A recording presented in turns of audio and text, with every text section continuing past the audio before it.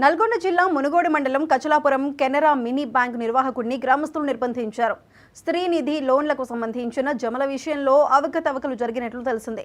గ్రామంలో మినీ బ్యాంకుతో పాటు వీబీకేగా కొనసాగుతున్న పెద్ద మామిడి సుఖేందర్ సంఘాల నుండి వసూలైన మొత్తాన్ని బ్యాంకులో జమ చేయకుండా వాడుకున్నట్లు సంఘ సభ్యులు ఆరోపించారు. సుమారు 11 లక్షల రూపాయలను సొంతానికి వాడుకున్న సుఖేందర్ విచారణ నిమిత్తం వచ్చిన సూపర్వైజర్ను గ్రామ పంచాయతీ కార్యాలయంలో మహిళా సంఘ సభ్యులు నిర్బంధించారు.